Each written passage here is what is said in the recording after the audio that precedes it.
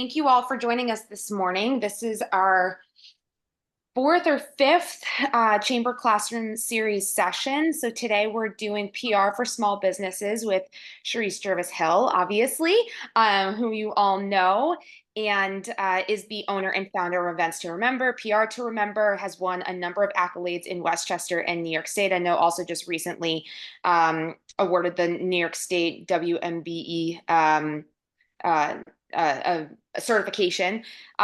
So today we'll go through PR 101 for small businesses. And as I mentioned, just briefly, feel free to add the questions to the chat. I'm happy to jump in on your behalf while Cherise is going through her presentation. As she mentioned, she wants to keep this conversational. So any questions as you have them is totally great. We are recording this, as Leslie mentioned. So just keep that in mind. If anyone after the session would like the recording, let us know and we'll send that over to you. But without further ado, I'll pass it over to Cherise. Thank you, Danielle. Hello, everyone. All right, I'm going to share my screen. And remove the Zoom box. And set up the slide. All right, is everybody seeing my screen? Yes? Okay. Yep. Good. All right, so we're going to do a PR strategies for your business. Okay, so let's get started. All right.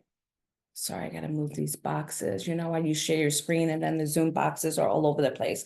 All right, so short description of what we're gonna cover. First thing, I always like to start, what does it mean? Because we throw out these buzzwords and it's like, what do they really mean? So what does PR strategy mean? PR, public relations, strategies are public relations strategies are plans to manage and cultivate a positive public image and perception for your business, intending to create enhancing visibility, reputation, credibility, while fostering positive relationships with your clients, customers.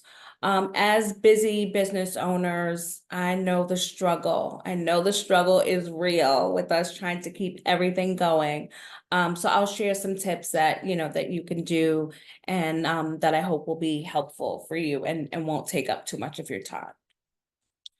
All right, so want to start. Who am I? Again, Cherise Jervis Hill, president and founder of Events to Remember. I'm a wife. There's my husband at the top. I'm a mom. My two daughters are in this grid. Entrepreneur, founder, podcaster, mentor. Those are some of the different events and PR campaigns that we've worked on. And I've built Events to Remember and PR to Remember, full service event management and public relations firm with a community-minded approach, and it's served me well. April, we celebrated our 20th year in business. All right, so introduction. So I just want to go over just your business. Tell me about your business just so I can kind of tweak some of these if I need to. So Dina, I'll start with you. Tell me your business again.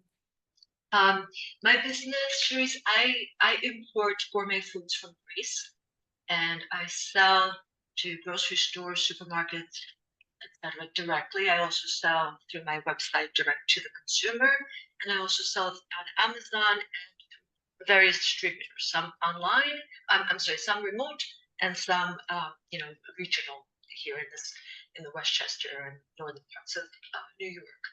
Okay, got you. Darlene, I know your team, and I know what you guys do, and you're awesome. Anything you want to share that I may not know? Yeah, actually, effective this past Monday, I am no longer a part of Iron Health. Oh, okay. So there's no more marketing team within that company. Okay. So that my role is not required. Okay. So, but I have been for the last few years freelancing under my company, which is marketing for small businesses, like helping them just get set up, because a lot of people open their small businesses and they have no idea the power they have through social media. So I sort of guide them through that. I also create content, I do copyright, and I am also a photographer. Oh, see, learned So, something new today. All right, well, you'll definitely pick up some tips that you could share with your clients, and you might have some tips that you could share with the group as well, with all the stuff that you've been doing. So, thank you. All right, Danielle. Yes, I love that we have a number of different marketers on today. I'm also in marketing. I own Main Street Business Strategies. It's a marketing practice for small, medium-sized businesses in Westchester and the Hudson Valley, primarily doing digital, but also brand partnerships. So when two small businesses want to collaborate on an event or a product collaboration or whatever the case may be, um, so I actually started my career in PR, Cherise. So I was in entertainment PR for a little bit. So I'm excited to hear like all of the updates because it's been a while. Awesome. I love the collaboration thing too. We'll have to talk about that. All right, Lindsay. Good morning, everyone. I am pretty new to the Rivertown Chamber. I have a small business. I'm like an artisan. I make ceramic jewelry. So I've been selling local markets and trying to build my social media visibility and attract more followers and get more content out. But yeah, I'm here just as a beginner, kind of. So Awesome. thanks. Love jewelry. And then Kimberly, we're just doing a quick intro. Just tell me the name of your business and 1 or 2 sentences about your business. Sure. My business is called Shelter Air, and we help people improve their indoor air quality and supply eco-friendly heating and cooling solutions so that people can live more comfortable and healthier lives. Awesome. Awesome. Good to see you. All right. So let me go back. Sorry.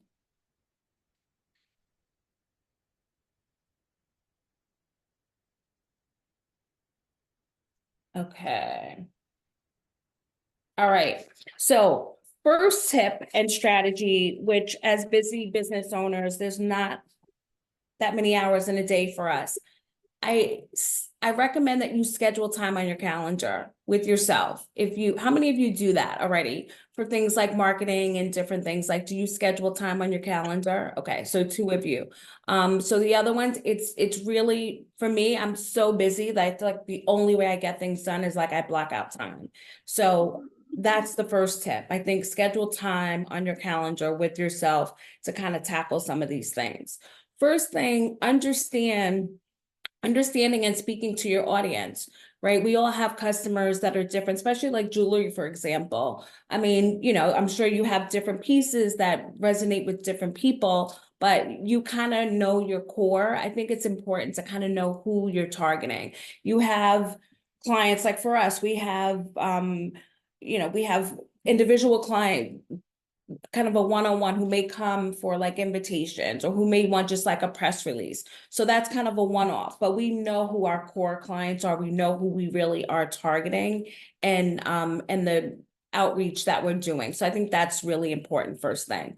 What do you want to focus on? So is it increasing your brand awareness, enhancing your credibility, launching a new product or service? I think there's but so many hours in a day. I think don't try to do everything. Really think about what makes the most sense for your business and don't feel guilty about it. Look, I only have this much time. I'm out selling. I'm trying to really grow this business. What is that one piece that, for the next 6 months or for this year or for this quarter, like what do I want to focus on? So I think that's really important. Don't try to do everything because you just won't get it done. Really focus on what makes sense for your business. Message development. So think about your messaging across all of your platforms, your website, your social media, and all of your pages.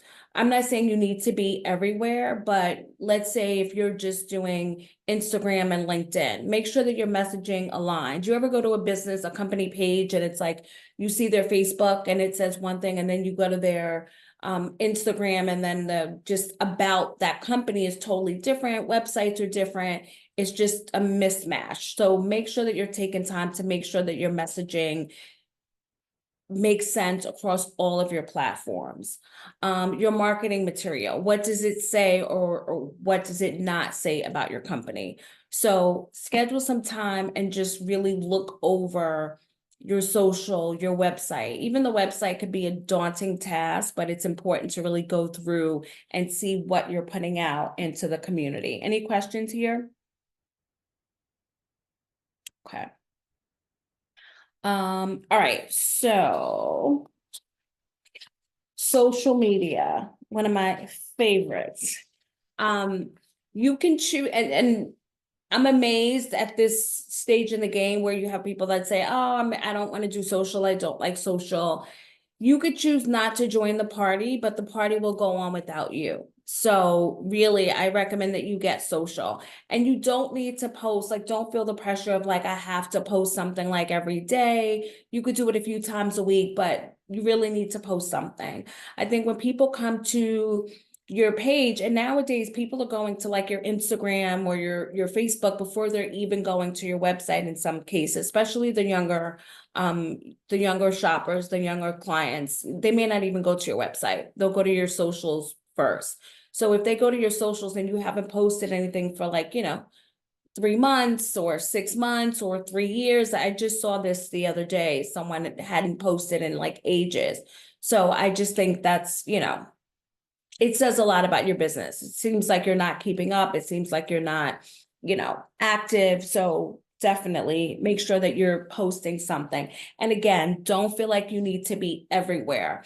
People are talking about TikTok. Oh, everybody's talking about TikTok. There's videos. Are your customers there? Are you going to make time to do videos? Think about it. If you're not, then don't feel like you have to be on every platform. Really think about what makes sense for your business. Where are your customers? And that's really where you want to be. Don't try to be everything to everyone, because then, it's really not going to be effective. Google My Business. I'm still amazed too that there's businesses that are not on Google My Business and have not taken advantage of Google My Business. How many of you are not on Google My Business, have not set up your business page? Okay, good. Good. Make sure that you do. The link is here if anyone needs it, but that's really, really important. Reviews. So I want to take a little time to discuss reviews, Google reviews, Facebook, social media. People will leave reviews, first of all, for Google. Encourage your clients to leave reviews because that helps with the algorithms and helps your website populate higher up. But you may get a review that is, not favorable. It really matters how you respond to that review. That says a lot about your business, about your credibility. People just want to be heard. So if, someone leaves a review about something, address it in a positive way. Don't fight with people online. We manage a lot of our clients' pages, and sometimes a negative review will come up. It really is how you address it, and don't fight with people online. If it's kind of a going back and forth, then it's a matter of, let's take this offline. It's really important for your reputation to answer those reviews and really do it in a positive way. So media relations. Do you ever partner with a nonprofit, create any fundraising events, or donate products or services? If these are things that you're doing in your business, make sure that you're reaching out to the local media outlet. Let them know that this is happening. That's a great way to get some local press about different things that you're doing. So, let's say it's a gym, for example, and they donate to a nonprofit's, gift bags, whatever it is, free membership for a week or whatever. And this nonprofit has a great event. They raised X number of dollars, something like that you were a part of. Those are nice local stories, partnerships. And Danielle, I'm sure you see a lot of that, where they like to cover kind of good news. So things, when you partner and you're doing in-kind donations or donating a service or something like that, those are newsworthy things that the media definitely like. So make sure that you're kind of connecting with your local media outlets. Networking, I feel like, networking is a great way. And again, this is something where I feel like you really should schedule time with yourself to do as well. We're all busy working in the business, but making time to network is a way that you're working on your business, not in your business. So this chamber is very active, a lot of events. I also spend a lot of time Business Council of Westchester, and there's many others, but it really is like a gym. You have to put the time in to really maximize the work that you're doing, and really trying to put the word out there about your business and different things that you're doing. So, and that's it. Let's do this. All of these things, I want you to make sure that you kind of incorporate into your business. Make sure that you're doing these things to really maximize and get the word out about, your business, what you're doing in the community, different ways to highlight the clientele that you work with, managing your reputation, and most importantly, scheduling the time to get some of these things done. And that is it. Quick tips. We have a podcast for entrepreneurs. It's called Coffee with Cher. Great tips there. Make sure you follow us, and you'll hear other entrepreneurs' journeys. Love to get any of you on. If you want, definitely connect with me. So is there any questions or comments that I can answer for you just about different things that you're doing? Sharice, I have a question about Google reviews Yeah. or just reviews in general. I Mhm. guess it's a two-part question. So one, there are a bunch of I have a bunch of clients who have been reached out to by, random teams here and there about creating positive reviews for them on their Google My Business page. Mhm. Do you do that for clients? And also, do you find that's like a valuable way for clients to spend money is to hire a team to just add Google reviews, even if it's like a non-real purchase, that these teams are really, I mean, they're not purchasing the product or service that a client is, producing or anything like that. They're just kind of adding the review. Like, what are your thoughts on that? I guess from like a moral standpoint, but also like a business standpoint. Yeah, I mean, number one, first of all, Google is smart. Really, Yeah. really smart. So when you sign up for these different like platforms, and I know that there's I think it's Bird's Eye and there's a few others, right? They'll kind of reach out to your customers to try to get a fast amount of reviews. Some of them say that they'll take away negative reviews. That is not a thing. Like, you can't take away negative reviews unless it's something where it's kind of like a robot spammy. They can kind of put in like a complaint. Yeah, flag. And then, eventually it can pop off or lower the number. I think, authentic reviews are the best ones. And if you come up with one of these platforms and they're populating 5 reviews a day or within a certain number, sure, Google is going to flag that, and it's not going to help you. It's going to hurt you. Yeah. So, and I think, having a review with someone who has a Gmail, that a face is there, a logo is there, someone who local is looking, and it's like, oh, Dina, left them a review. I know Dina, or I know her company. I just feel like that's a little bit more genuine. People do different things. I just feel like with reviews, you got to really be careful, because Yeah. Google is so smart, and you don't want to hurt where you populate. It takes such a long time to get on that first page without paying for Google AdWords, right? It takes a lot of grassroots, a lot of time, a lot of posting on social and keeping your website updated and doing blogs and different things to kind of get high up. And then you do something like that, and then it drops you down. So, Yeah.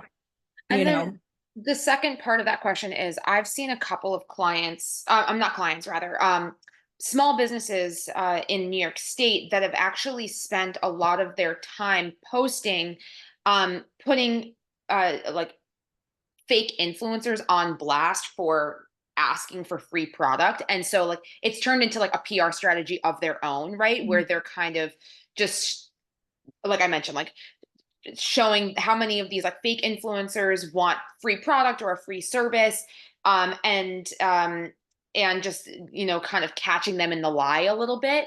And I'm curious, again, like there have been some people that have commented on these type of posts and these type of reels and things like that have said like this doesn't look good for your business and this is whatever. How do you tell clients to kind of handle that bad PR piece, of work? So I think it kind of goes back, when you're talking to your client or for yourself, you got to really think about, like I talked about in the beginning, what is your strategy? Number one, right? And local, are you targeting local? Like people talk about, oh, I want to go viral and, or working with me will get you viral. Mhm. How is that helpful when my clients are like New York tri-state, right? So, I mean, if you sell a service that's internet, like Dina, for you, you sell internationally. So for you, viral could be, awesome. For me, it's like, so I think when they do these influencer campaigns, working with an influencer is not a bad thing. We work with influencers for clients, but when you're doing kind of like fake giveaway, it's just not good PR. It's not authentic, and your clients, a big piece of them doing business with you, we all know as business owners, it's that know, like, trust, right? And when you break those things, it's hard to kind of get that back. So I think in talking to your clients or your partners, like, is this really worth it? Like, is this the kind of look that we want to be associated with? And what, to go viral, to pick up, we may get, let's say you get 1,000 new likes on your page, but if these people are Indonesia, how is that helpful? Mhm. How is that going to move the trigger on your business? So for me, I like to do things that are really hyper local, just because most of our clients are, New York tri-state. We do a few events, we do a few campaigns, out of state, but the core of our business is here. So I think really knowing your target and where you want to be should help you leverage what kind of campaigns you want to do. And when it gets tricky with, doing influencers and those fake campaigns, I personally don't think it's a good look. Yeah. So It sounds like you're saying the authenticity is the most important thing. absolutely. Absolutely. Look, I was talking to, do you guys know Mike Giordano from Buzz Potential? Mike is he does social media as well and different marketing. And him and I talk about this all the time, where it's like people say, oh, I want to go viral, or this one, I work with this person and my video went viral. And he's like, one of his clients has something golf related, his business.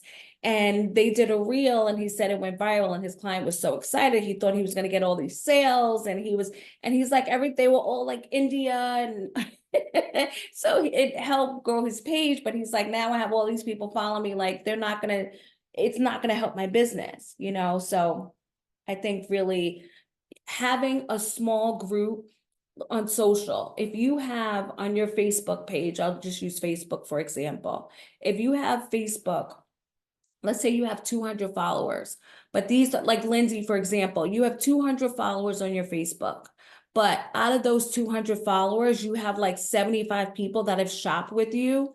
That's a gold mine. Instead of having 1,000 followers where, out of that 1,000, 2 people have purchased orders and the rest of them are just, on your page. So, my approach is kind of really that community, that, cultivating your core, thinking about your goals and really working with that, opposed to kind of a broad. I mean, some people have different approaches. That's just my approach. So, any other questions? How often do you suggest posting to social media? I think at least 3 days a week. I think at least 3 days a week. And now there's posting tools if you're busy that are helpful. I mean, Facebook has them where you can post, Facebook to your LinkedIn, Facebook to your Instagram.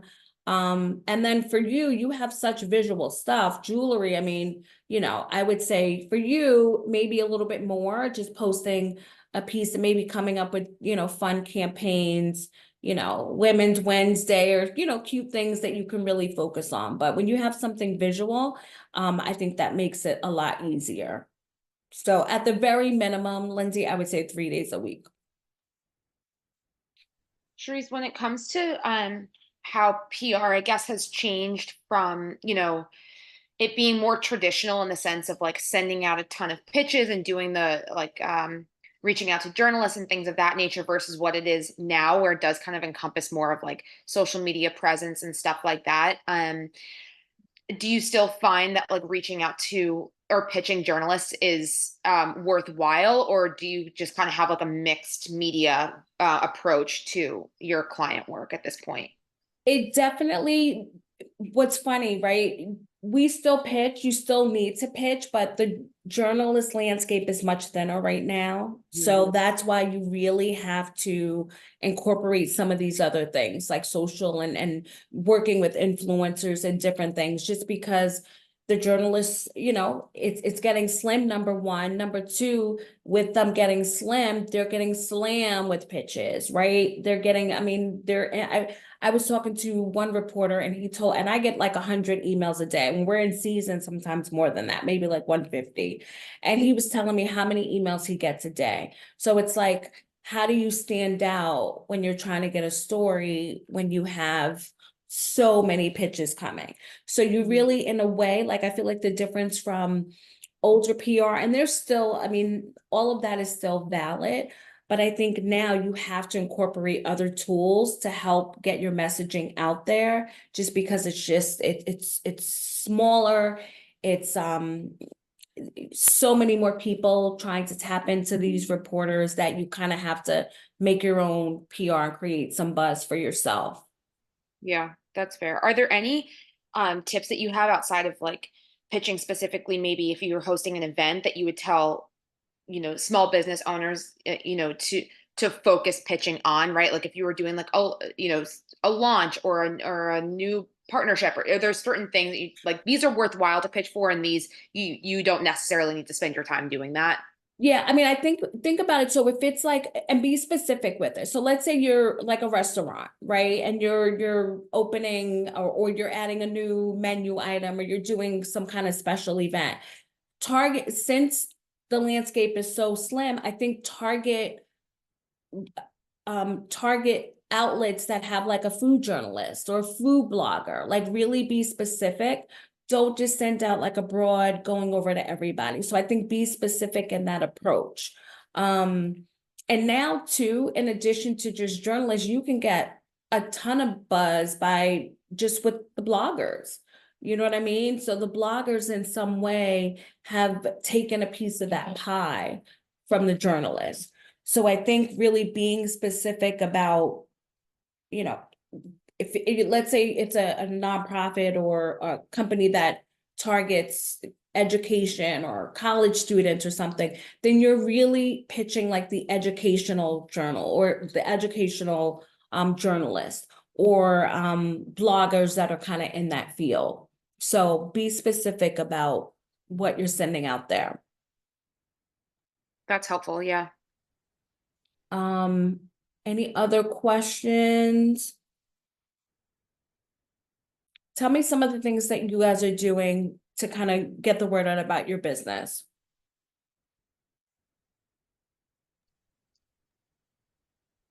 I like to go to networking events, Yeah. because you never know who you might come across. Yeah. Networking I find to be a gold mine. And networking for me, when I network, I don't necessarily network going in like I'm gonna make all these connections. I go in really just to connect with people, and not just for my business, just to truly connect with them. And then it's, it may not be for me, but it may be like, hey, I know someone who, does this and that makes sense. I just connecting people. So let's say I met Lindsay at a networking event and, I don't need jewelry at the moment, but I know someone who does like makers markets or something. And hey, I met this woman, Lindsay, she had great pieces. Maybe you two can connect. So that's kind of how I go into networking, kind of just to share, because I feel like that really comes back to you. Yeah, that's so funny because that's exactly how I approach him. I went to this event not too long ago and I was talking to someone, and then it turns out that I saw a great fit for my sister-in-law who Mm, has a 360 photo booth business. So I'm mhm. like, oh, she would be great for you because you're talking to me that you needed some type of entertainment for your guests at your event. And I just like connected them. Yeah, So you just never know what you do at yeah, those no, events. that definitely is the way to go. And I feel like, business will come to you that way. I was talking to another event planner and she was saying, she was at a chamber meeting and she was just talking about, her business, and then, she connected a woman with some other partner that she had, and the woman called her 3 years later and was like, hey, I met you at the chamber. I'm working on this, are you available? And that relationship came and they just connected. She helped her with something else. And then 3 years later, she got a huge event from it. So networking is definitely a golden nugget. Anything else? Anyone else doing anything fun or different in their business or have any questions? A lot of my outreach and connectivity is through the markets that I do. So most of my followers, see me at a market, follow me, and then come to another and purchase, or they, share with their friends and things like that. So that's been a really nice, organic and authentic way for me to grow my audience. But it does take a lot of time. So Mhm. Yeah, it takes time. Are you doing any email marketing? Are you gathering emails when you do these markets and different events? um, Emails is also a golden email market. okay. I Yeah. haven't yet. So when someone purchases, oftentimes my I guess my cash register system, or whatever you want to call it, point of sale, will capture their emails, but I wasn't sure if it was legal to then use that to direct market. Well, they've purchased a item from you. I mean, you could actually send them an email and say, hey, like, first of all, I would see number one, if in your POS, if you can add a line that says, Hmm. we'll add you to our email. If you don't, please let us know. That's kind of Okay. the first thing that I would do. And that way you're saying like, we'll add you if you don't let us know. So then if they don't, then you're fine. It's like a Well, default to that. exactly. You always want to ask them. You don't want to just like buy emails. And Danielle, that kind of talks about too with the influencer and all of that stuff. I mean, because, and I had a client that wanted to buy emails and they bought emails for their email marketing. And most of the people unsubscribe. It's just, it's like cold calling, right? It works, but you got to make 1,000 calls to get maybe like one person. So, but if these are people that are coming to the market and buying your stuff and meeting you, that's like golden. So I would definitely build up an email marketing campaign. And now you have, Constant Contact, you have MailChimp. There's plenty of other ones, and you could do it once a month.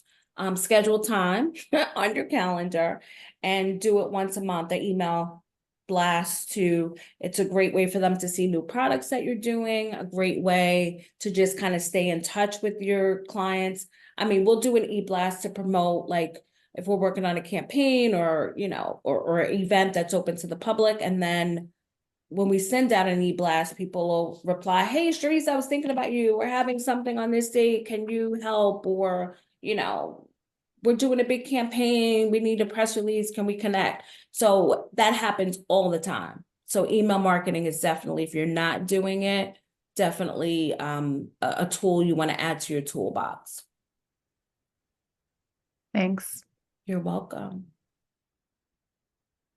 Anything else? Actually, yeah, I have Sharice. Mhm. When you send out newsletters, like that monthly news, is there a particular time or day of the week that I don't know is better?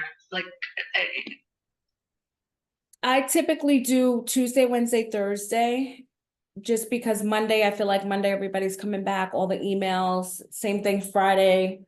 Friday, people are, checking out for the weekend. So I typically do a Tuesday, Wednesday, Thursday. If it's like an event or something, I'll do kind of like a Thursday, kind of like 11, somewhere in there. So it kind of depends on what we're promoting, but I typically stick with the Tuesday, Wednesday, Thursday. And then morning, I'll do like a 9:30, somewhere in there. And you can check too your open rates. What's great is with these different email marketing platforms, you can check your open rates to see what, what works best? yeah, I could what works do an best. experiment. Yeah, so just pay attention to that and see what works best for your group. And as far as open rates too, I mean, if you have like a 20-something%, that may not sound like a lot, but with regards to marketing, that's like amazing. Like 27%. We had a client, they were like, only 27%. I'm like, 27% open rate click-through was like amazing, with email marketing. So Okay, great. Thank you. yeah. So do kind of like a test to see for your group.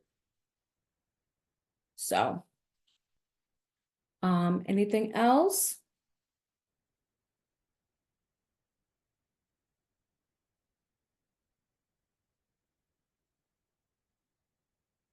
No. Awesome. This is great, Sharice. Thank you for leading this with us. And as I mentioned, we are recording, so we will, if you'd like the recording, let us know, and we can pass that around. But otherwise, we do have a little bit of a break for these Chamber Classroom series for July and August, just because everyone's away and doing their own thing for the summertime.